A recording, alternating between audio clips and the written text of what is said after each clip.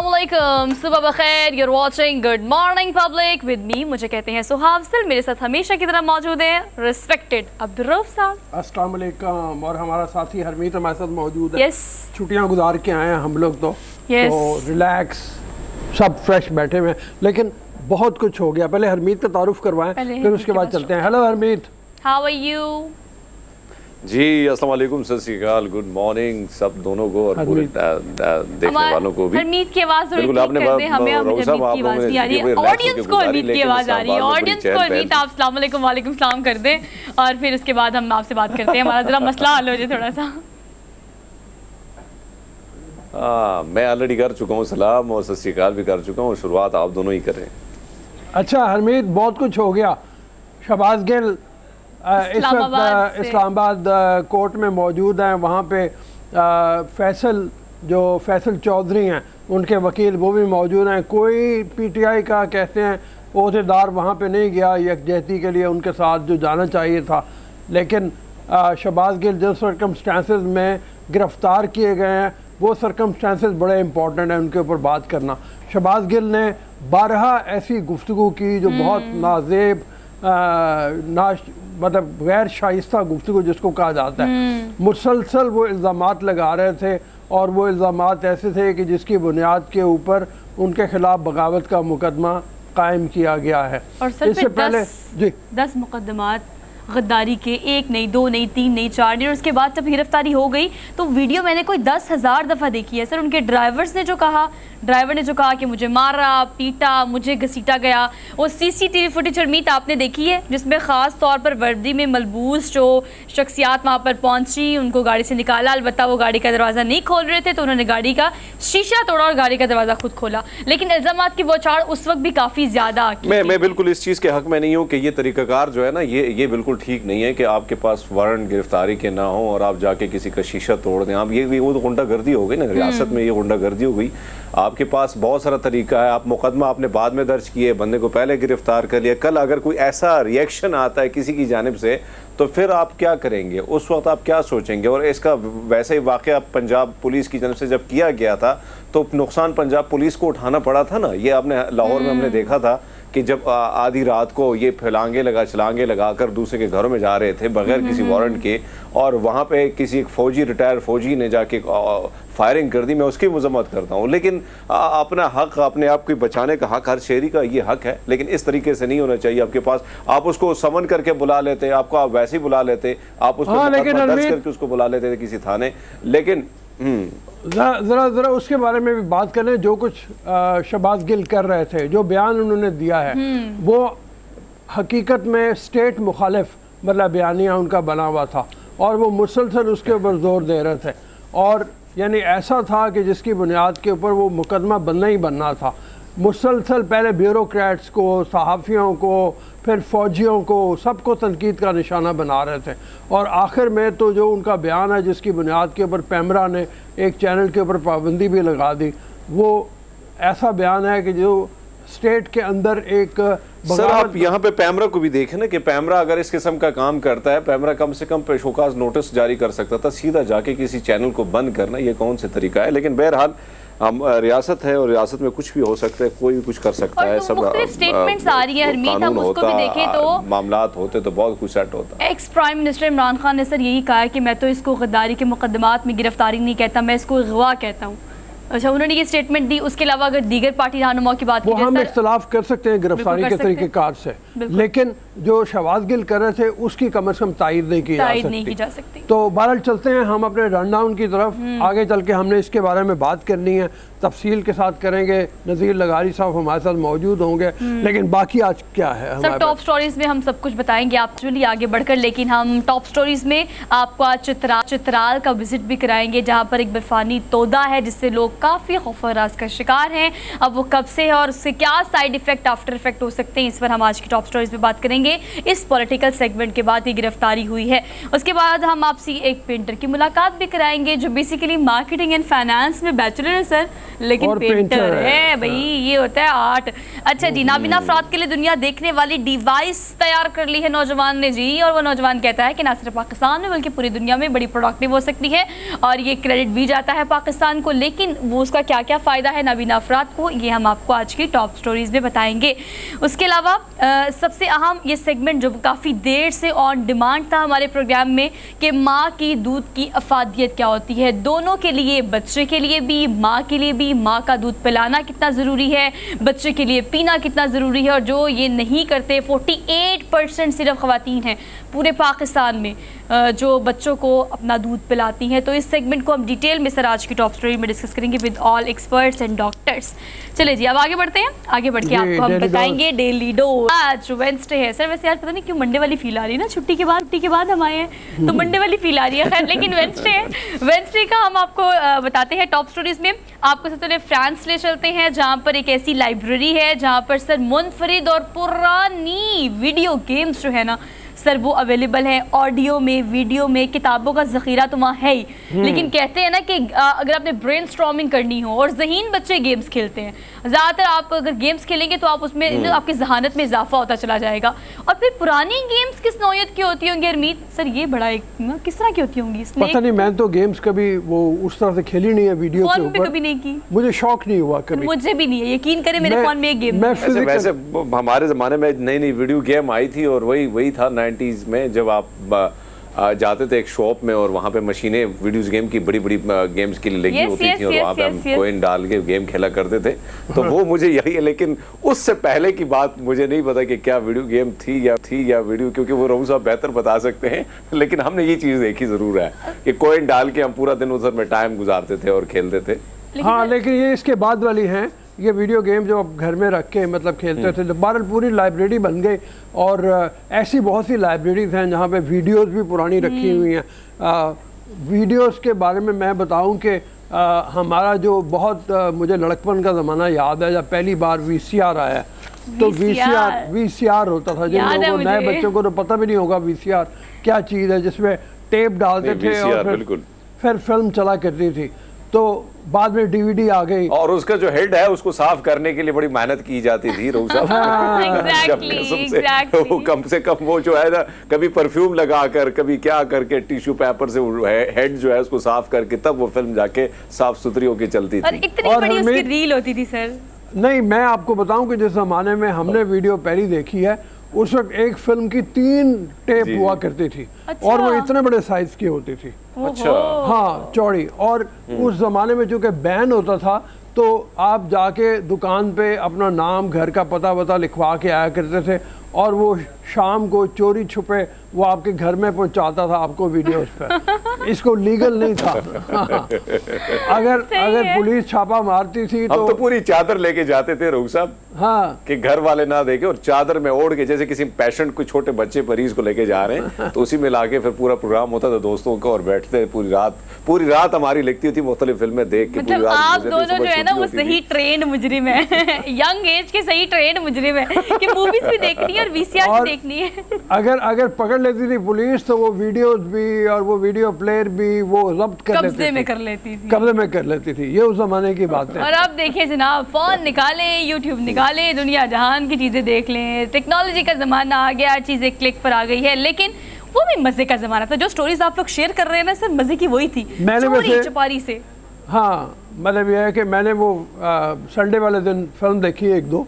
अच्छा। तो हाँ, मैंने मिशन इम्पॉसिबल देखी, फॉल आउट, और हाँ टॉम क्रूज की, और उसके अलावा भी फिर मैंने द गुड डॉक्टर सीरीज है उसके कुछ एपिसोड्स देखे, तो बड़ा मजा आया। मतलब मुझे यकीन था कि आपने इसको इस तरह से इस्तेमाल करना है। मूवीज और हॉलीवुड सर ऐसे ना देखे कैसे हो सकता है। हाँ। चलिए जी आगे बढ़ते हैं। आगे भी बड़ी अनोखी खबर है लेकिन बहुत दिलचस्प है, और अगेन ये खबर लड़कियों के लिए नहीं है, आप दोनों के लिए है, क्योंकि लड़कों को गाड़ियों का बहुत शौक होता है। हाँ, लड़कियों को भी होता है, बाहर के मुल्कों में तो हाँ तुम्हें भी है। मुझे क्लासिक कार्स का बहुत लड़कों से आगे हो गई है, लेकिन आपको पता है हरमीत, मुझे क्लासिक कार्स का बहुत शौक है। अब ये एक ऐसा होटल है, और ये होटल कहाँ पे है सर, ये मैं आपको बताती हूँ।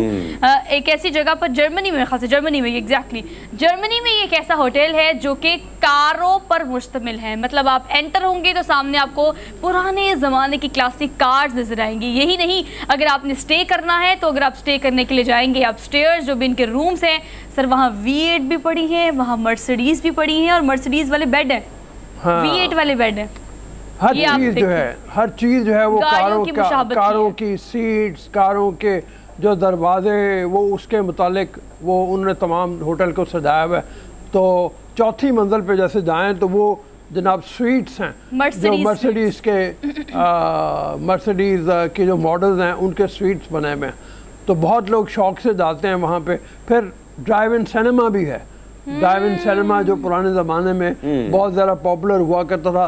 अब तो खैर चूँकि घरों में, जब तक हम पहले बात कर रहे थे, सिनेमा अपने घर में ही बना लिया आदमी ने और वो घर से निकलता नहीं है। लेकिन किसी ज़माने में ड्राइव इन सिनेमा बहुत होते थे। आप अपनी कार में ड्राइव करते बाहर के मैदान में, खुले मैदान में चले जाते थे, स्क्रीन लगी होती थी, वहीं आपको सर्व भी कर दिया जाता था आपका खाना शाना ड्रिंक्स वगैरह। अच्छा था मेरे ख्याल से, ज़्यादा अच्छा था। लेकिन वो ट्रेंड बहुत जल्दी ख़त्म हो गया। अब तो लोगों को पता भी नहीं है उसके बारे में इतना ज़्यादा। अब नहीं पता। कराची में हुआ करता था ड्राइव इन सिनेमा एक, लाहौर में तो मैंने नहीं सुना कभी ऐसा कोई हो, लेकिन कराची में एक ड्राइव इन सिनेमा हुआ करता था।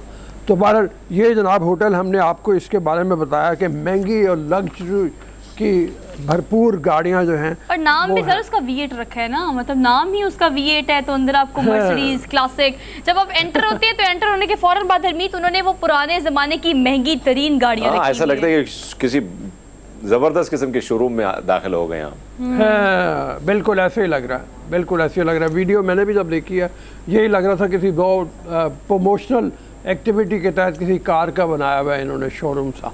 अच्छा तो जी सर, आगे जी, आगे बढ़े, आगे चलते हैं जी। आगे चल के आपको हम ले चलते हैं अब आइसलैंड, जहाँ पर पहाड़ों से लावा फूट पड़ा, लेकिन वहाँ के लोग इतने दीदा दिलेर हैं कि सर वो लावा देखने पहुँच गए हैं। अब वो डरते डरते कोई नहीं है और वो जनाब जी अब वो पिकनिक स्पॉट बना लिया उन्होंने हरमीत, क्योंकि वहाँ पे क्योंकि आइसलैंड है और आप वो इस तरह से अनयूजुअल चीज़ें आप नहीं देखते इतनी ज़्यादा। अब ये जो लावा मतलब फूट पड़ा उसके बाद वहाँ पर काफ़ी लोगों ने उनको मना भी किया है कि बहुत डेंजरस हो सकता है, जान को ख़तरा हो सकता है, आप ना जाएं। लेकिन just for the sake of के लोग देखना चाहते हैं कि हाउ इट लुक्स लाइक। तो अब लोग वहाँ पर पिकनिक स्पॉट बना चुके हैं, कैमराज लेके पहुँच जाते हैं, फ़ोन लेके पहुँच जाते हैं और फैमिलीज़ के साथ जा रहे हैं सर। और ये बहुत बड़ी जगह है सर जहाँ पर ये लावा फूटा है। विजुअली देखो कितना अट्रैक्टिव लग रहा है दूर से देखने में। हमें भी अट्रैक्टिव लग रहा है, वो भी हमें भी अट्रैक्टिव लग रहा है, मजे का लग रहा है। और वैसे भी ठंड है तो भाई आपको आग जलाने की जरूरत ही नहीं है, आसपास वैसी तपिश उसकी आ रही, तो वो भी लोग एंजॉय कर रहे हैं। पता नहीं सर कितने दिनों से आप देखें ना तो उन्होंने कोट शोट और ठंड के जबरदस्त किस्म के पहने हुए हैं। आइसलैंड तो जाहिर है मतलब इसी तरह की जगह है जहाँ पे मतलब मैं सोचता हूँ कई दफ़ा कि वो हम जहन्नुम का जो नज़ारा मतलब हमें आता है ना, वो ये है कि वहाँ बहुत गर्मी होगी। और तो आइसलैंड के लोगों को शायद ये कहा जाता होगा वहाँ बहुत ठंड होगी। तो क्योंकि ठंड से बुरा हाल होता है। बीइंग अ मुस्लिम हम इसको लावे के तौर पर नहीं देख रहे हैं, हम इसको उस तरह से देख रहे हैं कि जहाँ पर लावे इस तरह से भड़क रहे होंगे और इस तरह से हमें कहा जाता है ना कि गुनाह करोगे तो इस तरह से सीखों की तरह तुम्हें भून दिया जाएगा जहन्नुम की आग में। तो हमें तो देख के डर लग रहा है। वो मेरे ख्याल में आग ही की बिल्कुल हरमीत ने सही कहा है कि आग की तपिश जो है वो उनको अच्छा मजा देती होगी। Look at this, look at this. ये जो अब विजुअल्स दिखा रहे हैं जरा रिपीट करें ताकि आवाम इसको देखें। हम तो बीइंग अ मुस्लिम डर रहे हैं, हमें तो डर लग रहा है सर, इनको डर नहीं लग रहा। इनको मना भी किया है कि ना जाओ, लेकिन वो बिल्कुल इग्नोर मूड पे डाला हुआ उन्होंने सारी मैनेजमेंट को, वहाँ पर जो भी पुलिस और जो भी इर्द गिर्द की कंसर्न। अगर ये पाकिस्तान में होता ना तो सबसे ज्यादा पहले हमारे लोग ही पहुंच जाते। हमें तो लोगों ने कहा था क़यामत आ गई है। लोग वैसे हम तो यहाँ पे वैसे भी अगर अल्लाह ना करे जब भी कोई ब्लास्ट होते तो मैंने देखा है कि लोग वैसे ही चले जाते हैं, वहाँ पहुंचते हैं कि भाई हमें भी कोई खबर मिले, हम भी देखें कि ये मामला कहाँ से हुआ है। तो यहाँ पे भी हम लोग कम नहीं है। लेकिन और ये है कि वैसे एंजॉय लोग कर रहे हैं, मजा ले रहे हैं। वैसे वहाँ पे लावे को लावा ही कहा है। यहाँ पर इतने सुपरस्टिशियस लोग हैं, खुदा न खास्ता ऐसा कुछ हो जाए ना सर, हमने इतनी लंबी लिस्ट तैयार कर लेनी होती है। ये इस वजह से हुआ है, ये इस वजह से हुआ है, ये इस वजह से, क़यामत करीब है एंड ऑल दैट। चलें जी आगे बढ़ते हैं। लावा अगर वहाँ पे मौजूद होता और सुहा वहाँ पे होती तो सुहा लावे के ऊपर बिरयानी बनाती। ये मैंने खबर दे दी है। ब्रेकिंग न्यूज़, मैंने जिंदगी में पहली दफा बिरयानी बनाई। सोहा ने संडे को पहली दफा बिरयानी बनाई है, फर्स्ट टाइम और पूरी वीडियो शूट की है, मैंने दिखाई है, वीडियो शूट की है पूरी। सर देखने में कैसी लगी बताए ना। हाँ तो इंस्टा पे वीडियो नहीं आई हमें नजर कि आपने वही बिरयानी बनाई है, वही मजे की होगी कि नहीं, लेकिन फर्स्ट टाइम है तो देखना पड़ेगा यार। थोड़े से महरूम है, आपको व्हाट्सएप कर दूंगी, लेकिन फॉलोअर्स को भी दिखाऊंगी, लगाऊंगी जरूर। कल नहीं बनाई है, मैंने कहा पहले अच्छी बन जाए, रिजल्ट अच्छा आ जाए, फिर प्रोसेस जो है ना वो लगाऊंगी। लेकिन सर मुझे बहुत मजा आया, मेरे घर वाले बहुत खुश थे, बहुत खुश थे कि पहली दफा सुहा ने कुछ बनाया और इतना अच्छा बनाया। सुगड़ हो गई है सुहा, घर वालों ने भी ये कह दिया, माँ ने भी ये कह दिया, सुगड़ हो गई है। अब ये नहीं होगा कि पराए घर जाके क्या मुंह दिखाओगी, वो नहीं कहेगा। मेरे ख्याल से अगली खबर में यहाँ से तैयारी पकड़ के जा रही है लड़की। हाँ जी सही कह रहे हैं आप दोनों। अब वैसे भी आपको पता है गुड मॉर्निंग पब्लिक की हिस्ट्री भी यही है, जो इस सीट पे बैठता है उसका निकाह और शादी हो जाती है। आप ना भूले अपनी एक्स एंकर को। चलिए आगे बढ़ते हैं, आगे बढ़कर हम अपनी अगली खबर की तरफ चलते हैं। अब हम बर्थडे की बात करते हैं, यौम पैदाइश की बात करते हैं। रूही बानो जो हैं उनका यौम पैदाइश है। GC यूनिवर्सिटी लाहौर से उन्होंने साइकोलॉजी में सर मास्टर किया और अपने करियर में बहुत सारे हिट्स दिए और बड़े टैलेंटेड, और आप अभी तक लोग उनके बहुत बड़ी तादाद उनकी अभी भी सर फैन है। बहुत कमाल आर्टिस्ट थी भाई, मैंने तो उनके बहुत ड्रामे देखे हैं और उनको जीता जागता भी देखा। वो मेरी हमसाए में रहती थी गुलबर्ग में, जहाँ मेरे वालिदैन का घर था, उसके सामने इनका घर था। तो मतलब ये कि एक से एक बढ़ के रोल उन्होंने अदा किया हुआ है। मुझे याद है कि मुन्नू भाई का एक प्ले था दरवाज़ा, लॉन्ग प्ले था, जिसमें इन्होंने एक टीबी की पेशेंट का रोल अदा किया था और वो इतना शानदार था। जिस तरीके से इन्होंने अपने आप को पूरे जिस्म को समेट लिया, अपने हंच बैक सा होके यूं करके, और खांसने का अंदाज और मेकअप भी ऐसा कि मतलब जैसे पता चले कि कोई पता नहीं कब से बीमार है, और फिर वो आहिस्ता आहिस्ता उसमें बेहतरी आती है, वो सेहत की तरफ चलती है। तो बहुत ही कमाल मतलब इनका था। फिर मतलब और बहुत बेशुमार सीरियल इनके मौजूद हैं। दरवाज़ा तो मैंने जैसे जिक्र कर दिया, जर्द गुलाब, किरण कहानी, ये इनके प्ले जो हैं मशहूर थे। अनफॉर्चुनेटली आखिरी उम्र में, बहुत ज़्यादा बड़ी उम्र नहीं थी जब ये फौत हो गई, लेकिन आखिरी उम्र में ये अपना ज़हनी तवाज़ुन खो बैठी थी और बेचारी बिल्कुल गलियों में सड़कों पे घूमती रहती थी। बेटा इनका जवान था जिसको मर्डर कर दिया था किसी ने। वो मर्डर होने के नतीजे में और ज़्यादा इनकी ज़हनी हालत के ऊपर असर पड़ा और बिल्कुल हवास बाख्ता थी, बेचारी फिरा करती थी। तो मतलब उनको ट्रिब्यूट बहरहाल पेश किया जाना चाहिए। टेलीविज़न के बहुत मारूफ नाम, बहुत बड़ा नाम रूही बानो का। और अभी भी जो लोग देखना चाहें फ़न की मिराज क्या है एक आर्ट के हवाले से, तो रूही बानो के पुराने प्लेज आपको यूट्यूब के ऊपर मिल जाएंगे, उसको ज़रूर देखना चाहिए। और अब आगे बढ़े तो यौम पैदाइश की हम बात कर रहे हैं। सर आज एक बरसी भी है, आज के दिन की मुनासबत से हमेशा चीज़ें हम निकाल लेते हैं। सर याह्या खान की आज सर 42वीं बरसी है। पाकिस्तान के पाक फ़ौज के तीसरे सरबरा, ex prime minister, ex president भी पाकिस्तान के। और सर माशाल्लाह की अगर हम बात करें तो माशाल्लाह का जब भी जिक्र आता है आपको पता है याह्या खान का ही जिक्र आता है। तो आज सर इनकी बरसी है और आज के दिन की मुनासबत से ये ख़बर जो है वो हम आपको दे रहे हैं। 1965 और 71 की जो पाक भारत जंग थी सर, उसमें इनका बड़ा नुमाया किरदार था। उनकी खिदमात पर उन्हें सर हिलाल जुर्रत, हिलाल पाकिस्तान और सितारे पाकिस्तान से भी नवाजा गया था। लेकिन याह्या खान को अच्छे लफ्ज़ों में इसलिए याद नहीं किया जाता कि मशरक़ी पाकिस्तान की अलहदगी में याह्या खान की ज़िद जो है वो आड़े आए, और हकीकत में मशरक़ी पाकिस्तान के अलहदा होने का एक बहुत बड़ा सबब जो याह्या खान की हठधर्मी थी, जो इक़्तिदार से चिमटे रहना चाहते थे।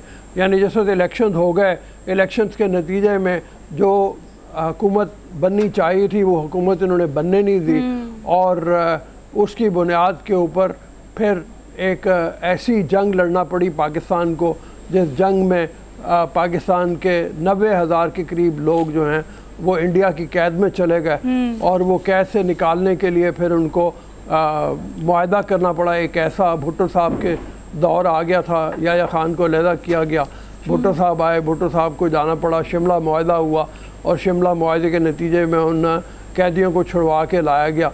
लेकिन हकीकत में याह्या खान का रोल को बहुत अच्छा रोल नहीं था। और सब बाकायदा मुल्क में मार्शल लॉ लगाने की ये जो इनिशिएट लिया, ये भी उनके, ये क्रेडिट भी उनके सर ही जाता है। इस वजह से भी लोग उन्हें अच्छे लफ्ज़ों में याद नहीं करते, या इस वक्त भी तारीख़ में इस दौर को ख़ास तौर पर एक स्याह दौर के तौर पर देखा जाता है, इसीलिए बहुत लंबी गुफ्तगू हो सकती है याया खान के हवाले से पूरी लाइफ। और हमें चलना एक ब्रेक की, तो कहते हैं हमारा डेली डोज हो गया कंप्लीट। अब टॉप स्टोरीज की डिटेल की तरफ हम जाएंगे, लेकिन एक छोटी सी ब्रेक लेनी है हमने।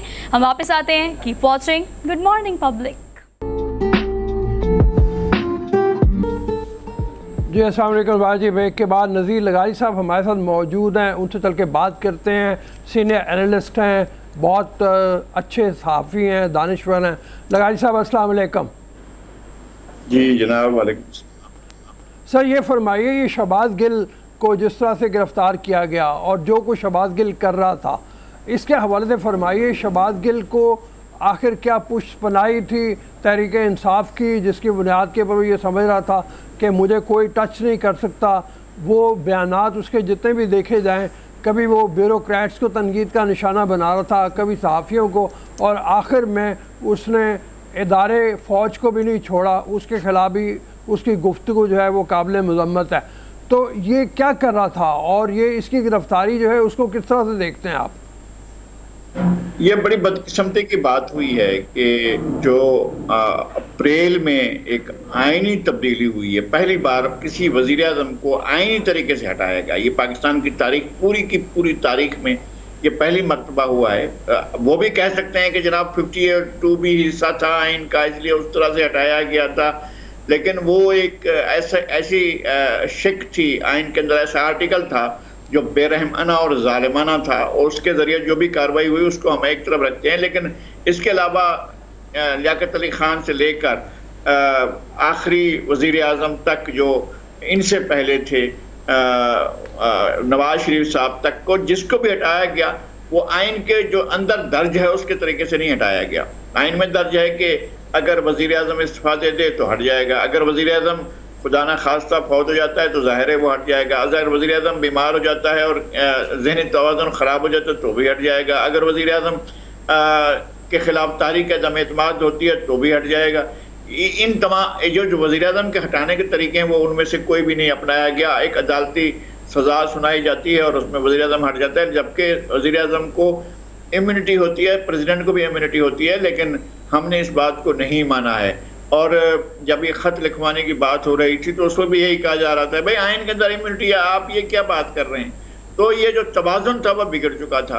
अब इसमें ये तवाज़ुन बिगड़ते बिगड़ते यहाँ तक चला गया कि अब लोग क्वेश्चन करने लगे कि हमारे उन इदारों को जिनके अंदर यकजहती बहुत ही लाजमी है और उनका यकसू होना लाजमी है, वो तासुर इस तरह के लोग देने लगे कि नहीं वो वहाँ भी यकसू नहीं है और वहाँ भी उनके अंदर जो है वो यकजहती नहीं रही है। तो ख़तरनाक बात, इंतहाई ख़तरनाक बात थी कि ये तासुर बहुत गहरा हो गया था जो इनकी तरफ से हुआ था, जो पीटीआई की तरफ से हुआ था, जो इमरान खान के साथ की तरफ से हुआ था कि नहीं जी फुलां हमारे साथ है, फुलां हमारे साथ नहीं है।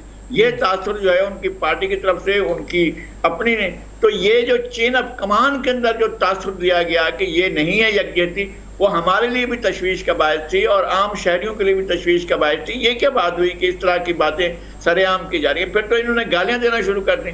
अच्छा, पिछले 4 महीने से जिस तरह से आर्मी चीफ के बारे में कहा जाता रहा है, देखिए मैं भी इस बात के खिलाफ हूँ कि हमारे सिक्योरिटी इदारों को सियासी अमल में कोई हिस्सा लेना चाहिए, नहीं लेना चाहिए, ये इस बार में कोई इत्तेफाक नहीं। वो भी कोई एलानिया हिस्सा नहीं लेते हैं। मार्शल लगाया गलत था और अदालतों ने उनको इम्यूनिटी दी या उनको वो दिया है कि जनाब ठीक है आपको हम इस पर इम्यूनिटी देते हैं या इसको हम इंडोर्स करते हैं, तो वो गलत था, गैर आईनी अमल था। लेकिन इसके अलावा अगर आप अपनी फौज को और अपने आर्मी चीफ को, जिस तरह से पिछले 4 महीने पाकिस्तान की तारीख में किसी आर्मी चीफ के साथ ये नहीं किया गया जो पिछले 4 महीने में हमारे मौजूदा आर्मी चीफ के खिलाफ किया गया है, और ये टारगेट करते थे। अच्छा लगारी साहब, जो अगर हम देखें ये जो हालात हैं, जिस किस्म की गिरफ्तारियां हो रही हैं, अब पीटीआई की जानिब से ये बात भी सामने आ रही है कि अगर वफाक में गिरफ्तारियां होंगी तो पंजाब में भी हम गिरफ्तारियां करें। अगर बनीगाला में सिक्योरिटी लेने के लिए जो है पंजाब की पुलिस आएगी, तो अगर पंजाब की पुलिस आएगी तो उसने इजाज़त भी तो वफाक से लेनी है। ये जो टकराव है पुलिस का हो गया या पंजाब में गिरफ्तारियों की बात हो रही है वफाक में, इससे इंतशार मुल्क में बढ़ेगा नहीं लगारी साहब? मेरे ख्याल में बिल्कुल आप सही कह रहे हैं, इससे इंतशार बढ़ेगा और पीटीआई के बारे में हमारा जो परसेप्शन था और ज़्यादा गहरा होता जा रहा है। कि इसका एजेंडा ये नहीं है, इसका एजेंडा कोई और है। इसके एजेंडे पर पहले सियासतदान थे, वो सियासतदान को जो चाहते थे करते थे, इसलिए कि सियासी आज़ादियाँ हैं, मुखालफिन एक दूसरे के बारे में कुछ भी कहते हैं। फिर इन्होंने पाकिस्तान के वफाक के बारे में बातें करना शुरू की कि जनाब इसके 3 टुकड़े हो जाएंगे। भाई तुम कौन होते हो पाकिस्तान के 3 टुकड़े करने वाले या ऐसी बातें करने वाले। फिर इनने पाकिस्तान की सिक्योरिटी तो हमारी आर्म फोर्सेज ने करनी है, फिर इनके बारे में तासुर जाना शुरू हुआ। फिर अब आर्मी चीफ के खिलाफ शुरू हो गए। अब यहाँ सूरत हाल जब पहुंची है कि पंजाब और खैबर पख्तूनख्वा इस्लामाबाद पर हमलावर होंगे, ये बाकायदा इस तरह की बातें की जा रही हैं। अगर ऐसी बातें होती हैं तो इसका क्या मतलब है? आप डिजास्टर चाहते हैं, आप धमाका करना चाहते हैं।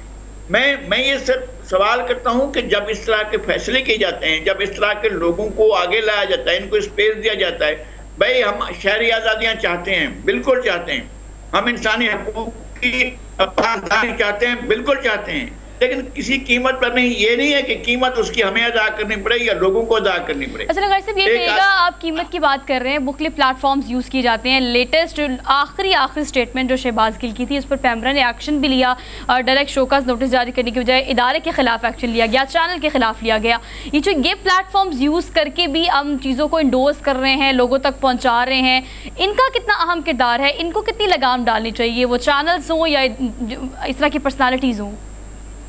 देखिए, मैं ये कहता हूँ कि आपके कोई भी आज़ादी आपकी बेमुहार नहीं होती है। आपकी हर तरह की आज़ादी के साथ एक आपकी जिम्मेदारी लगी हुई है। अगर आप जिम्मेदारी पूरी नहीं कर रहे हैं तो आप आज़ादी का गलत इस्तेमाल कर रहे हैं, और ये आज़ादी का गलत इस्तेमाल होता है जब हम मीडिया के तौर पर देखें। यार, हमने तो सख्त तरीन मार्शल लॉ भुगते हैं और हमने उस दौर में साबित की है कि जब मुल्क के अंदर आप बात नहीं कर सकते थे, आपको सेंसरशिप के प्रोसेस से गुजरना था। 5 साल तक हम अपनी कापियां उठाकर जाकर इनके सामने रखते थे कि जाएं चेक करें, और उनके पास वो भी कोई मुकर्रात नहीं थे। लेकिन मैं ये कहता हूं कि आप अपना सेल्फ सेंसरशिप मेरे अंदर मौजूद है कि मुझे कौन सी बात करनी है, कौन सी बात नहीं करनी है, और मुझे खातून से कैसे बात करनी है, बंदे से कैसे बात करनी है, इंसान से कैसे बात करनी है, बच्चे से कैसे बात करनी है, या किसी भी शख्स से किस तरह की बात करनी है। मुझे बेमुहार आज़ादी नहीं है। मैं इस आज़ादी को नहीं समझता हूँ कि जनाब आप मैं जो चाहूँ मैं कहता रहूँ और उस पर कोई मुझसे पूछे ना। इमरान खान ने ये बात को राइज किया है कि जनाब हम जो कहेंगे वही ठीक होगा, उसके अलावा जो कोई भी कहेगा वो गलत होगा। यानी औज़ बिल्लाह। अब यहाँ तक बातें हो रही हैं कि इनके बारे में तो माज़अल्लाह कि जैसे ये नबी हूँ, जैसे ये कोई बड़े ऋषि हूँ, बड़े बुजुर्ग हूँ, बड़े इस तरह का बहुत बड़े वली हूँ। अच्छा लगारी साहब, आप बड़ी जबरदस्त आपने गुफ्तगू की कि इस किस्म की बातें हो रही हैं, इसमें कोई शक नहीं है, लेकिन पोर्ट्रे भी किया जा रहा है। साथ साथ ये खबरें भी गर्दिश कर रही हैं लगारी साहब के जो -1 माइनस और प्लस की बातें भी हो रही है। तो आपको लगता है कि क्या प्लस किया जा रहा है और माइनस को खान साहब को माइनस करने की जो बातें हैं, क्या उसमें कोई तस्दीक या इस तरह की खबरें जो गर्दिश कर रही है, आपकी नज़र भी बड़ी होती है इन सारी चीज़ों पे, तो इसके हवाले से आपका क्या मौक़िफ़ है सर आपका? मैं समझता हूँ कि इस तरह का कोई अमल नहीं होना चाहिए। सिर्फ एक बात है, इदारों की पुष्ट बनाई नहीं होनी चाहिए। ये चौक पर है, पता चल जाएगा इनकी औकात का पता। जिस तरह से इन्होंने लोगों के ज़हन बिगाड़े ठीक हो जाएंगे, और इस तरह से हुआ था। हम मुजीब पर पाबंदी लगाकर नहीं पाकिस्तान का मसला हल कर सकते। हम नहीं मसला हल कर सकते माइनस नवाज शरीफ करो, माइनस भुट्टो करो, माइनस फुलां करो, किसी चीज से जान। भाई आप लोगों को इस तरह से स्पेस क्यों देते हैं? आप छतरी छाऊं क्यों बनते हैं? आप सर की छत क्यों बन जाते हैं? ऐसे लोगों की परवरिश क्यों करते हैं? इसके लिए आर्टिस्ट मशीनें क्यों बैठ जाती हैं? इसके लिए आप फ्री एंड फेयर इम्पार्शियल आप इलेक्शन की तरफ क्यों नहीं ऐसा प्रोसेस? पिछले 50 साल मेरे सामने, 50 साल से या उससे पहले 70 में तो 52 साल हो गए, मेरे सामने जितने इलेक्शन हुए हैं, मैं तो वो जो इनके बीडी इलेक्शन थे वो देखे, जो फातिमा का इलेक्शन था वो देखा है। फ्रॉड था, टोटल फ्रॉड किया गया मोहतरमा फातिमा जना के साथ। जीता हुआ इलेक्शन उनसे छीना गया, अयूब खान ने छीना। तो 70-80 हज़ार लोगों की कॉन्स्टिट्यूंसी बनाई गई और उसमें सारा कुछ मैनिपुलेट किया गया। नहीं होना चाहिए था। जो कुछ होता रहा है गलत होता रहा है, ऐसे लोगों को लाया जाता है, गलत लाया जाता रहा है। मुजीब रहमान को 6 नुकात किसने लिख कर दिए थे? अजीब हम बातें करते हैं। मैं कहता हूं कि हमारे इदारों को जरूर देखना चाहिए, अगर उनका कोई महबूब हो रहा है तो उसके लिए कवानीन को, आइन को, हमारे रसूमात को, हमारे रिवाज को, हमारे कस्टम्स को नहीं तोड़ना चाहिए और हमें ऐसे नहीं पैटर्नाइज करना चाहिए। आप देख रहे हैं ना, अगर आप किसी काजी फहीम के हाथ में कोई हथियार दे देंगे उसी तरह इस्तेमाल करेगा ना। अब हमारी सोसाइटी जिस अजाब में मुब्तला है, वो अजाब तो वो बहुत अफसोस से कहना पड़ता है, हमारा तो ये सब किया धरा है ना किसी का, नहीं करना चाहिए था। हम उनका दिफा कर रहे हैं, हम कह रहे हैं कि नहीं होना चाहिए। हमारे सिक्योरिटी इदारों के साथ, हमारे अदल के इदारों के साथ, हमारे रियासत के इदारों के साथ ये सब कुछ नहीं होना चाहिए। लेकिन स्पेस किसने दिया? मुझे ये तकलीफ है, मुझे ये दुख है, मुझे ये शदीद तकलीफ है कि कैसे जनाब ये जाता है। इनके अपने कोई पिछले दिनों मोहतरमा शरीफ मजारी को गिरफ्तार किया गया, कोई ड्यू प्रोसेस हुआ? कोई जाकर किसी ने इन्वेस्टिगेशन की कि भाई 40,000 कनाल जमीन का मामला है, वो हमें भी पता है, रहीम यार खान हमारे करीब है, किस तरह से जमीन, किस तरह से पटवारी के पास कागजात रखे गए, किस तरह से जो है ये सारा मामला हुआ था। आपने कहा नहीं भाई भेजो इनको घर में, किसने क्यों पकड़ा? क्या भाई, खुदा के वास्ते आपके हाथ में अदल है, आपके हाथ में इंसाफ है, आप चीजों को देखें, आप कम से कम सुने तो सही किसी फरीक की। अब मुझे नहीं मालूम कि कल क्या होता है, आज क्या होता है, और इस तरह से जो है किसी इन्वेस्टिगेशन के बगैर उठाकर कहें जी शहबाज गिल को छोड़ें, खबरदार अगर किसी ने शहबाज गिल को हाथ लगाया तो हम उसको नहीं छोड़ेंगे। तो ये अगर ऐसा हमारे इदारे करेंगे तो फिर इन चीजों को भुगतना तो हमें भी पड़ेगा, सोसाइटी को भी भुगतना पड़ेगा, उन्हें भी भुगतना पड़ेगा, वो भी भुगत रहे हैं, सोसाइटी भी भुगत रही है ऐसे लोगों। बिल्कुल ठीक है लगारी साहब, थैंक यू वेरी मच, बहुत शुक्रिया, बहुत मेहरबानी आपकी। जब से बात हो रही है, मतलब लगारी साहब कह रहे हैं, मतलब ये यहाँ से एक गुफ्तगू का सिलसिला अगर थोड़ा सा ये देखा जाए, हरमीत भी साथ मौजूद है, कि आपको किस हद तक बात करने की आज़ादी होनी चाहिए। yes. आप कहाँ तक बात कर सकते हैं। अब माजर पे ज़रा आज़ादी कभी भी नहीं दी जा सकती। आप ये कहें कि आपको ऐसी आज़ादी हो कि आप जिसको चाहें तनकीद का निशाना बना दें, आपको एक मीडिया या कोई मीडिया के ऊपर कुछ प्लेटफॉर्म ऐसे मिल जाएं जहाँ पे आप बैठ के गुफ्तगू ऐसी करें कि उसका कोई रोकने वाला ही ना हो, तो ये गलत है। खुद एहतसाबी भी किसी चीज़ का नाम है, आपकी सेल्फ सेंसरशिप होनी चाहिए, आपकी खुद की जिम्मेदारी कि अगर आपको स्क्रीन मिली हुई है तो ये कितनी बड़ी जिम्मेदारी है, बहुत बड़ी जिम्मेदारी है। फैक्टर है। हमने एक छोटी सी ब्रेक लेनी है, ब्रेक के बाद वापस आते हैं। आप देखते रहिए गुड मॉर्निंग पब्लिक।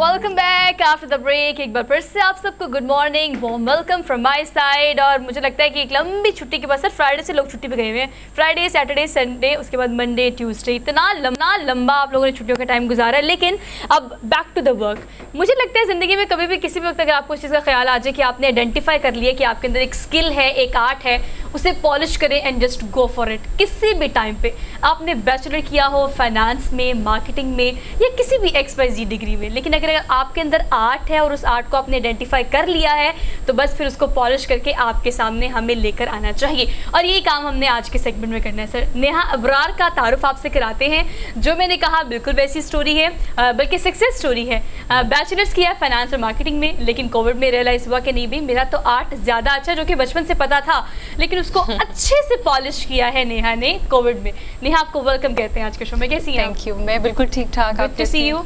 तो कैसा टाइम कोविड में था फ्री रहने के बाद, when you came to realise कि यस मेरा ये आर्ट ज़्यादा अच्छा है मेरी डिग्री से?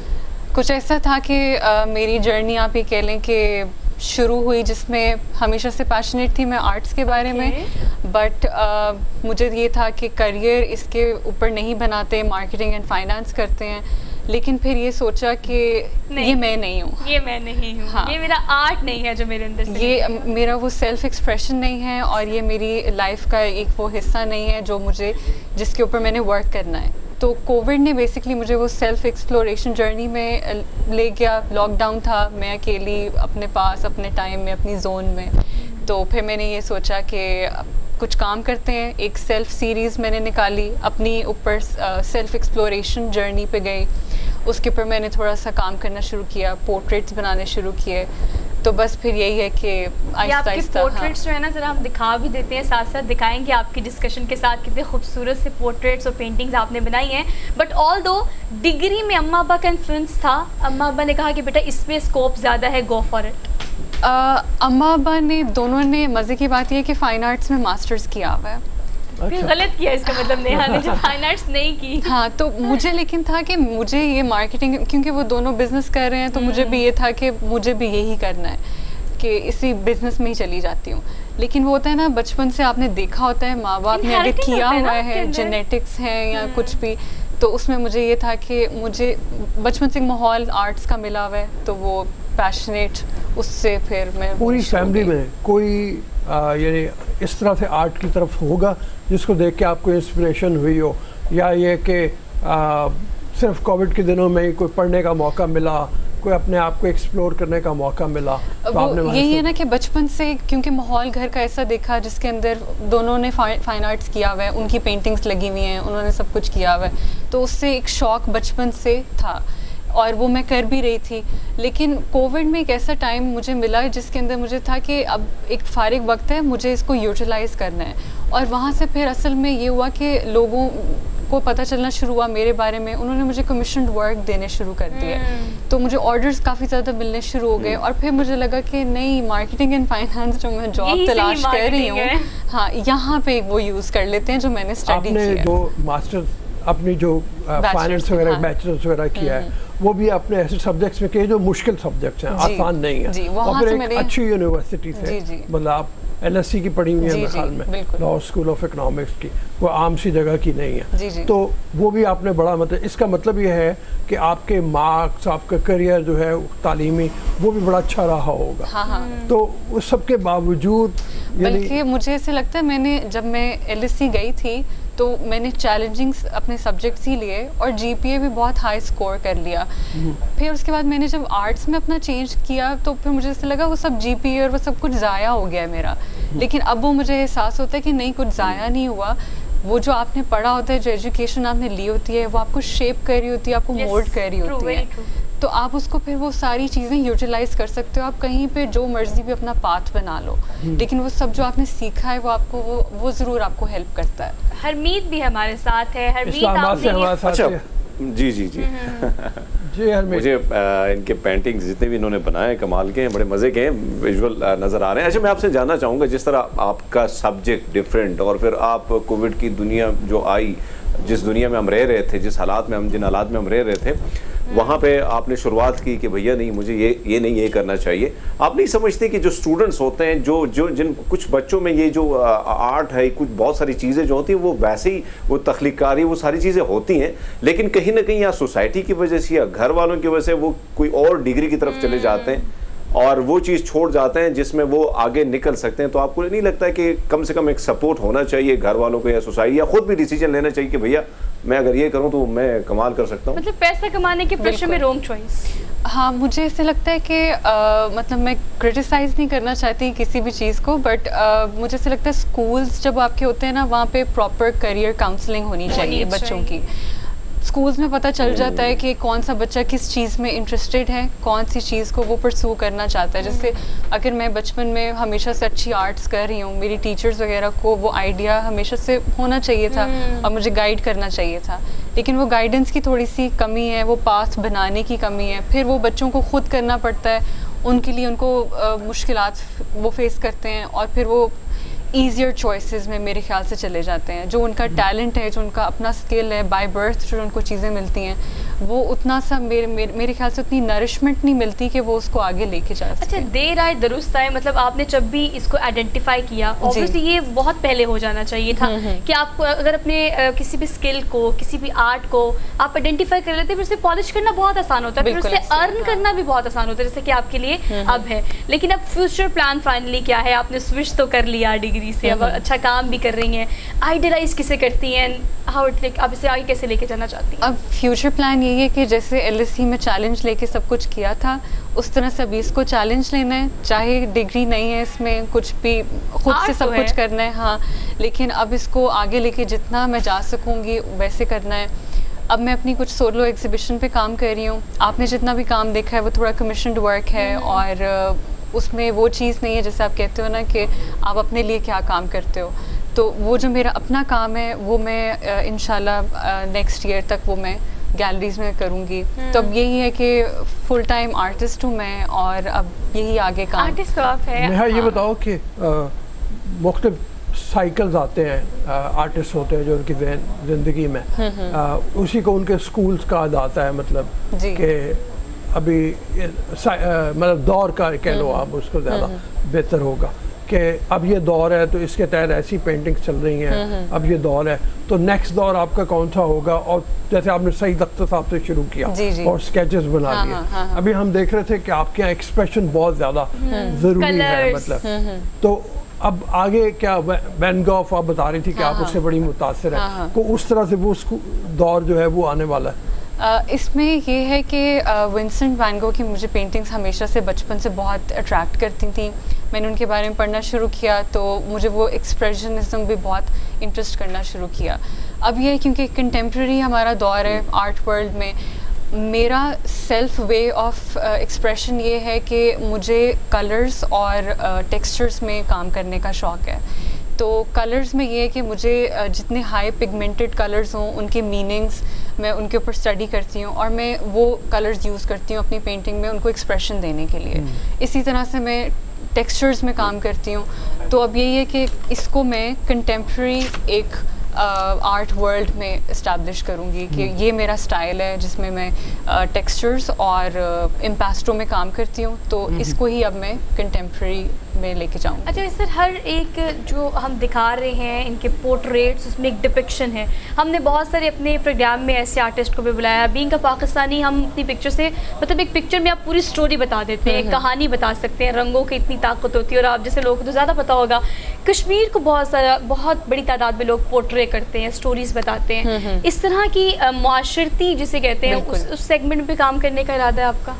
ये है कि अब मैं आपको थोड़ा सा बता ही देती हूँ कि मेरा जो प्रोजेक्ट में जिस पे काम कर रही हूँ वो ये है कि हमेशा से मैंने ये फ़ील किया कि इस सोसाइटी में थोड़ा सा औरतों को थोड़ा सा डिस्क्रिमिनेशन फेस की जाती है। तो मेरा ये है कि जो मैं अपनी सोलो एग्जीबिशन कर रही हूँ जिस पे मैं पेंटिंग्स आजकल बना रही हूँ वो यही टॉपिक को मैं लेके चलती हूँ। कश्मीर वगैरह अभी वहाँ पे तो नहीं मैं गई, लेकिन ऑब्वियसली उस एस्पेक्ट में मैं ज़रूर जाऊँगी जिसके अंदर वहाँ की औरत, हाँ औरतों के वैसे ये बहुत बेहतरीन टॉपिक है। मैं यही सवाल आपसे करना भी चाह रहा था क्योंकि एक औरत होके औरत का जो दुख है, जो तकलीफ है, जो इस माशरे में एक जो हम देख रहे हैं, बहुत उतार चढ़ाव को देख रहे हैं, वो एक औरत ही महसूस कर सकती है। अच्छा, मुझे एग्जीबिशन के बारे में बताया, इस्लामाबाद या लाहौर या कराची में जो बड़े बड़े एग्जीबिशन होते हैं, क्या उसमें हिस्सा लिया है या लेने का कोई इरादा रखती हैं? और अगर लिया है तो कोई रिस्पॉन्स कैसा आता है? मैंने अभी तक लिया नहीं, अपनी कोई एग्जीबिशन की नहीं, लेकिन मैं उसके ऊपर काम कर रही हूँ। वो यही है कि प्रॉब्ली जनवरी तक मैं अपनी सोलो एग्जीबिशन करूँगी और टॉपिक में यही लेके चलूँगी। तो क्योंकि हमेशा से मुझे इंटरेस्ट की है चीज़ और मुझे ऐसे लगता है कि इस पर ज़रूर आवाज़ उठाने की ज़रूरत है। आपका टॉपिक बहुत अच्छा है सर, ख़वातीन के लिए आवाज़ और तस्वीरों के ज़रिए और रंगों के ज़रिए उठाना है, बहुत अच्छी बात है। तो आपके सोलो एग्जीबिशन के लिए best of luck from good to see you. बहुत मज़ा आया आपसे बात करने का Neha, thank you so much for being here. हमने एक छोटी सी ब्रेक लेनी है, ब्रेक लेके हम वापस आते हैं। Keep watching good morning public.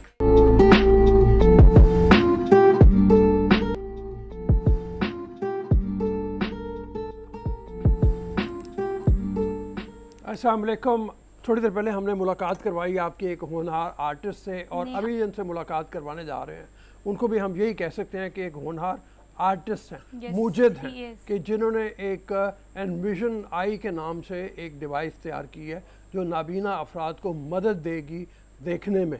देखने में उस तरह तो नहीं कहा जा सकता कि उनकी आंख बहाल हो जाएगी, लेकिन उनको के बिनाई वापस आ जाएगी, लेकिन उनको इर्द गिर्द के माहौल, उसको जांचने में, परखने में उसको मदद देगी, वो आगे बढ़ सकेंगे और एक ज़िंदगी में बहुत बड़ा सहारा उनका बन जाएगा। हमजा खान हमारे साथ मौजूद हैं जो मुजिद हैं इस डिवाइस के, उनसे चल के बात करते हैं। हमजा अस्सलाम वालेकुम।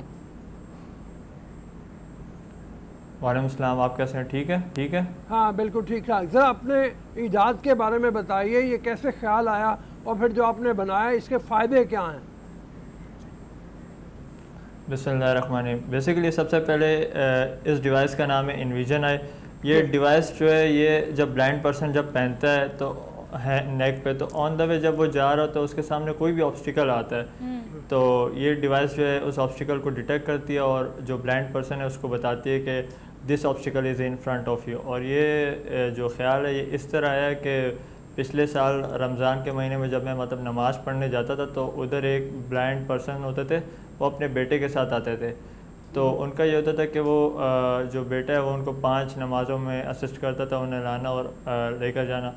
तो मुझे वहाँ से ख्याल आया कि क्यों ना एक ऐसी डिवाइस बनाई जाए जो मतलब ऐसे लोगों की मदद कर सके। तो फिर वहाँ से मेरा ख्याल आया और वहाँ से फिर मैंने ये डिवाइस बनाने का सोचा, तो इंशाल्लाह अब बन गई है। अच्छा हमजा ये बताओ, आपकी बैकग्राउंड जो है अच्छा ये उसमें इंजीनियरिंग का काम है, आपने मतलब बगैर किसी बैकग्राउंड के तो आदमी बना नहीं पाता, तो आपकी बैकग्राउंड क्या है और फिर किस तरीके से आपने क्या क्या चीज़ें इस्तेमाल की इसको बनाने के लिए? मेरा जो बैकग्राउंड है बेसिकली मैं बैरिया यूनिवर्सिटी का स्टूडेंट हूँ, कराची कैंपस, और मैं इलेक्ट्रॉनिक्स का जो फील्ड है मेरी वो इलेक्ट्रॉनिक्स है। और ये टोटली इलेक्ट्रॉनिक्स और आर्टिफिशियल इंटेलिजेंस बेस्ड है। बेसिकली इसमें यह है कि इसमें आर्टिफिशियल इंटेलिजेंस बेस्ड कोडिंग हुई भी है जिसमें कुछ मॉडल इंड्यूस किया मैंने। तो वो मॉडल जो है, अब उस मॉडल को जब इंड्यूस किया तो उसके सामने कोई भी ऑब्स्टिकल आता है तो वो ऑब्जेक्ट को डिटेक्ट करने के बाद आपको उस जो ऑब्जेक्ट है उसका वॉइस पे फीडबैक बताता है कि चेयर है, सोफ़ा है या XYZ कोई भी ऑब्जेक्ट है। बहुत अच्छे जी हरमीत।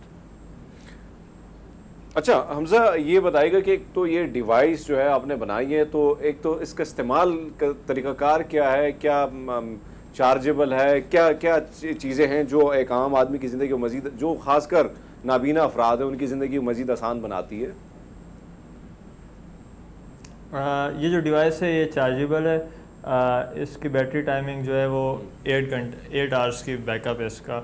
और ये इस तरह मतलब आपको आसान बना सकती है आपकी जो ब्लाइंड पर्सन है उसकी लाइफ को, कि लाइक वो जब नेक पे हैंग करेगा तो उसे असिस्टेंस की ज़रूरत नहीं पड़ेगी। लाइक वो डिपेंडेंसी वाली जो फीलिंग होती है वो बिल्कुल मतलब ख़त्म हो जाएगी। लाइक जो ब्लाइंड पर्सन होता है उसको डिपेंडेंट रहना पड़ता है किसी दूसरे पे, तो वो डिपेंडेंट वाली जो फीलिंग है वो बिल्कुल एंड हो जाएगी। तो इस तरह उसकी लाइफ भी ईजी हो जाएगी और वो एक जो बोझ है मतलब वो जो फीलिंग आती है वो बिल्कुल नहीं आएगी उसे। ठीक है, हमसे ये बताओ कि इनिशियली आपने कितनी डिवाइसेस बना ली हैं, इसके एक्सपेरिमेंट्स कहाँ कहाँ किए, कैसे किए हैं? ऑब्वियसली एक अच्छा इनिशिएटिव है। आपने ये भी बताया है कि इसे पाकिस्तान के अलावा दीगर ममालिक में भी इस्तेमाल किया जा सकता है, उनके लिए भी ये रहनुमाई का बाइस बन सकती है। तो इसे कैसे मार्केट में लॉन्च करने का प्लान है या किस तरह से इसको मज़ीद लोगों को इससे फ़ायदा हो सकता है? ये जो डिवाइस है ये मेरा FYP का जो था प्रोजेक्ट था, जो मैंने पिछले रमज़ान में जब सोचा तो मैंने इसे FYP प्रोजेक्ट अपना चूज़ किया। सेकेंडली अब तक ये जो है प्रोटोटाइप है, इसमें काफ़ी मॉडिफिकेशंस होंगे। लाइक इसमें अब तो ये सिर्फ ऑब्स्टिकल को डिटेक्ट करता है, इसमें लाइक ट्रैकिंग सिस्टम होगा, इसमें IoT बेस्ड कैमरा होगा, इसमें आप ये कर सकते हैं कि 3D कैमरे में यूज़ करूँगा। तो अब तक तो सिर्फ ये एक ही डिवाइस में है, लेकिन इंशाल्लाह जैसी मतलब कोई अगर मुझे मतलब अप्रोच करती है कोई कंपनी या कोई स्पॉन्सर मुझे करता है तो मैं इंशाल्लाह इसको मार्केट लेवल पे मेरी जो इंटेंशन है वो लाने की है। आपकी कितनी कॉस्ट आ गई? अच्छा हमजा आपसे सोहन एक सवाल किया, इसी वही सवाल मैं दोहराने, जो एक्सपेरिमेंट है क्या तजुर्बा आप कर चुके हैं और जो नाबीना अफराद हैं वो कितने मुतमईन है इस आपके इस प्रोजेक्ट से? इस जो डिवाइस है इसको मैं 1-2 ब्लाइंड पर्सन पे टेस्ट भी कर चुका हूँ, तो उन्होंने मतलब काफ़ी इसको मतलब एक्नॉलेज किया और काफ़ी अप्रिशिएट किया। इसमें यह है कि बेसिकली अब फ़िलहाल ये जो है सिर्फ ऑब्स्टिकल्स को डिटेक्ट करता है, तो ऑब्स्टिकल की हद तक उन्होंने काफ़ी अप्रिशिएट किया कि एक तरह से उनकी जो है ना 60 to 70% जो डिपेंडेंसी है वो उसकी अभी रिमूव हो गई। लेकिन जिस तरह के इसमें मॉडिफिकेशन मैंने आपको बताया कि मॉडिफिकेशन जब इसमें होगी तो ये ऑलमोस्ट 95% जो है जो डिपेंडेंसी है वो ब्लाइंड पर्सन की बिल्कुल रिमूव हो, जैसे ट्रैकिंग सिस्टम वगैरह। और आप मतलब अगर ब्लाइंड पर्सन कहीं बाहर जा रहा है तो आप उसको IoT के थ्रू जो है देख सकते हैं कि वो कहाँ जा रहा है। अच्छा ये बताओ कि कितनी कॉस्ट आ गई आपकी, और आगे जो मॉडिफिकेशन वगैरह करोगे उसको मिला के फिर कॉस्ट कितनी हो जाएगी? इसकी जो कॉस्ट है वो बेसिकली डिपेंड करती है डॉलर के रेट पे, क्योंकि इसके जो कंपोनेंट्स है वो अब्रॉड से वो होते हैं।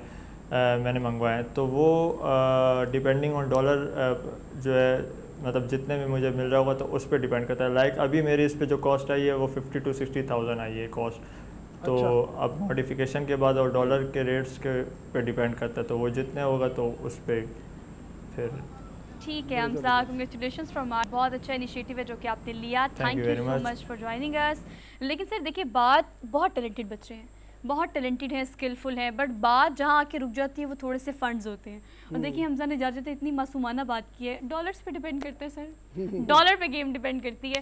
खैर हमारी तरफ से बेस्ट ऑफ लक, हमने एक छोटी सी ब्रेक लेनी है, हम वापस आते हैं, आप देखते रहिए good morning public.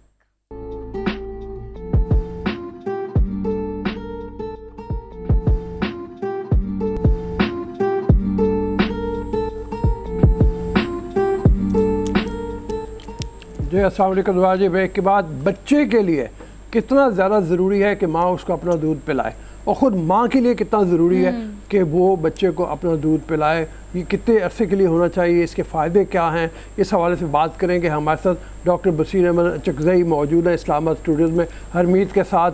Ji Harmeet, over to you. जी जी बिल्कुल, रोज़ साहब ने बड़ा वैसे अगर हम देखें तो बड़ा इंपॉर्टेंट टॉपिक है और इस पर डिस्कशन अगर हम देखें तो बड़ी कम की जाती है। डॉक्टर साहब, डॉक्टर बसीर खान चकज़ई साहब हमारे साथ मौजूद हैं। डॉक्टर साहब, सवाल तो वैसे रोज़ साहब ने भी किया कि क्या क्या फ़ायदे हैं, क्या क्या जो बच्चे को दूध पिलाया जाता है, फिर माँ के लिए क्या क्या फ़ायदे हैं, थोड़े इस पर रोशनी डालिए सर। आपने एक बहुत ही अहम माशरती और माशी मसले की तरफ और इस मौजू पे जो आपने डिस्कशन की है ना, ये इंतहाई लाजिम है। लाजिम इसलिए कि माँ एक ऐसी हस्ती है कि जो एक बच्चे की ज़िंदगी में उसका एक बहुत बड़ा अहम रोल है, इसीलिए तो माँ को बहुत बड़ा अज़मत का निशान बनाया गया है और बहुत अज़मत दी गई है। माँ का जो दूध है वो बच्चे के लिए आप यूँ समझें कि एक गोल्डन ड्रॉप्स हैं। माँ अपने बच्चे को अपने पेट में पालती है और फ़ौरन पैदाइश के फ़ौरन बाद उस बच्चे के लिए इन्वायरमेंट डिफरेंट होता है। तो सबसे पहले उस बच्चे की जो डिमांड होती है नेचुरल और फिज़िकल, वो अपनी माँ का वो दूध है जो अल्लाह पाक ने एक मैकेनिज़्म के तहत माँ में वो पैदा की हुई है। तो हमारी ये दरख्वास्त है अपनी माँओं और बहनों से कि फ़ौरी तौर पे 1 घंटे के अंदर अंदर, आधे घंटे के अंदर अंदर उस बच्चे को अपने सीने से लगा लें और अपना दूध पिलाना शुरू कर दें, क्योंकि ये जो दूध है ये उस बच्चे के लिए वैक्सीन भी हैं, खुराक भी हैं, पानी भी हैं, सब कुछ है। हमारे डॉक्टर हज़रात कहते हैं कि पहले 6 महीने के लिए आपने बच्चे को पानी का एक कतरा भी नहीं देना है। जाए कि लोग गुटियाँ, शहद, मक्खन और ये सारी चीज़ें देते हैं। तो माँ का दूध बच्चे के लिए इतना अहम है कि अगर मैं ये कहूँ कि उस बच्चे की आने वाली जो ज़िंदगी हैं वो डिपेंड करती हैं इस 6 महीने के एक्सक्लूसिव ब्रेस्ट फीडिंग पे, और फिर जो 2 साल तक माँ अपने बच्चे को जिगर खुराक के साथ साथ अपना दूध भी पिलाएं, तो ये बच्चा ज़हनी और फिज़िकल तौर पे इंतहाई स्ट्रॉन्ग जो मुल्क और कौम के लिए पायदार साबित हो सकता है। अच्छा डॉक्टर साहब, यहाँ पे जिस तरह हम देखें कि माजी में अगर हम देखें 90s 80s के दौर में, तो माएँ जो थी उस ज़माने में ज़्यादा दूध पिलाने की शरह जो थी वो ज़्यादा थी। लेकिन अब हम देख रहे हैं सोशल मीडिया, इलेक्ट्रॉनिक मीडिया, फिल्में, ड्रामे, बहुत सारी चीज़ें आ गई, फैशन इंडस्ट्री के साथ साथ माएँ जो हैं वो मॉडर्न हो गई हैं और वो दूध पिलाने की जो शरह है वो कम होती जा रही है। एक तो ये बताइए कि माँ के लिए कितना नुकसानदेह है और बच्चा जो है उसके लिए कितना नुकसानदेह है कि माँ का दूध उसे नहीं मिला और लोग जो है वो डब्बे के दूध की तरफ जा रहे हैं, रुझान बढ़ रहा है। अमित, इसमें दो कोताहियाँ हमसे हुई हैं, हो रही हैं। नंबर 1 ये हो रही है कि हम सही मैसेजेस, एक्यूरेट मैसेजेस माँओं को अपने ज़रिए, हेल्थ केयर प्रोवाइडर के ज़रिए, हमारे सोसाइटी के जो अहम अफराद हैं जो घर में सास और माँ से शुरू हो करके शोहर और फिर फैमिली से फिर निकल करके कम्युनिटी, फिर कम्युनिटी से समाज, तो हम सही मैसेज उस माँ को नहीं दे पा सकें। अगरचे सही मैसेज ये है कि चाहे आज से 1400 साल पहले हो, चाहे आज हो, माँ का दूध बच्चे के लिए साइंटिफिकली और मजहबी लिहाज से तमाम हवालों से इतना बेहतरीन है कि मैं अगर आपको ये कहूँ कि ये जिस तरह मैंने गोल्डन ड्रॉप इसको कहा, ये इस बच्चे को ज़हनी इसकी जो काबिलियत हैं वो इतना कई फोल्ड ज़्यादा कर लेती है, क्योंकि वो माँ के दूध में वो तमाम लहमियात, नमकियात, वो कार्बोहाइड्रेट, प्रोटीन, वो सारी चीज़ें मौजूद हैं जो उस बच्चे की जहनी नशोनुमा के लिए लाजम है। जो दूसरी कोताही हमसे ये हो रही है कि हम मतलब सही मैसेजेस नहीं दे पा रहे हैं। हमारा मुकाबला एक ऐसे इंडस्ट्री के साथ है कि जो ज़्यादा ताकतवर है, जिसके ज़्यादा गोल्डन वर्ड्स हैं, जो वीडियोस दिखाते हैं, जो मीडिया पे वो चीज़ें दिखाते हैं, तो उनके साथ हमारा जो मुकाबला है उसके निस्बत हम लोगों तक सही और वक्त पे नहीं पहुंच पा रहे हैं। अच्छा सर, एक और सवाल आपसे जानना चाहूँगा कि एक चीज़ वो ख़वातीन को क्या पैगाम देंगे? एक ब्रेस्ट कैंसर जो है आजकल ख़वातीन में बहुत ज़्यादा हो रहा है, तो ये भी कहा जाता है कि अगर जो माएँ बच्चों को फीड कराती हैं तो उसमें ब्रेस्ट कैंसर की शरह वो कम होती है बनिस्बत वो ख़वातीन जो ब्रेस्ट फीड नहीं कराती हैं बच्चों को। तो इस पर रोशनी डालिए। मजहबी पॉइंट ऑफ व्यू से अगर देखा जाए तो कुरान पाक में इसका जिक्र है। अल्लाह पाक ने कहा है कि और अपने बच्चों को आप 2 साल तक दूध पिलाते रहें। ये उस बच्चे की अफादियत के लिए नहीं, इसी में जिक्र है। अगर आप तफसीर में थोड़े से जड़ जाएँ, यही फ़ायदा उस माँ के लिए भी है। माँ के बहुत सारे जो उसकी जिस्मानी बीमारियाँ होती हैं या बीमारियाँ शुरू होने की जो वजूहात होती हैं, इसमें सबसे ज़्यादा जो उसकी रिलीज़ होती हैं मुख्तलिफ हार्मोन्स की, तो वो उस बच्चे के साथ उसके लिंक हैं। जब वो बच्चे को दूध पिलाती हैं तो उसमें खुदा अल्लाह पाक ने एक ऐसा निज़ाम बनाया है कि उसमें बहुत सारे ऐसे एंजाइम्स हैं, इतने हार्मोन्स हैं जो रिलीज़ होते हैं, जो उसकी किडनी को प्रोटेक्ट करती हैं, उसकी ब्रेस्ट को प्रोटेक्ट करती हैं, उसकी ओवरी को प्रोटेक्ट करती हैं, कैंसर से बहुत सारी जो हमारी ख़वातीन की अमराज होते हैं, जिस्मानी अमराज, वो सिर्फ़ और सिर्फ बच्चे के दूध के पिलाने के अमल से ही उन सब पे काबू पाया जा सकता है। ये साइंटिफिकली भी प्रूवन है और ये मजहबी लिहाज से भी एक बेहतरीन है। और मैं आपको अरमित एक सबसे इम्पोर्टेंट बात बताऊँ, पाकिस्तान इस वक्त खित्ते में एक ऐसा मुल्क है अनफॉर्चुनेटली कि जहाँ पे ब्रेस्ट फीडिंग के रेशो सबसे कम हैं। उसकी वजह ये है कि गलत मालूमात लोगों तक जाती हैं, सही मालूमात हम पहुँचा नहीं पा रहे होते हैं।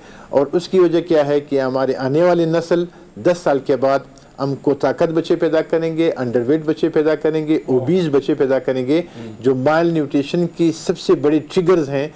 और हमारे मुल्क की इकोनॉमी के लिए ये बदतरीन एक इंडिकेटर हैं। और इस पर कम अज़ कम हमारी GDP का 3 से 3.5% हमारी GDP इस पर खर्च हो रही है माल न्यूट्रिशन से रिलेटेड बीमारियों पे।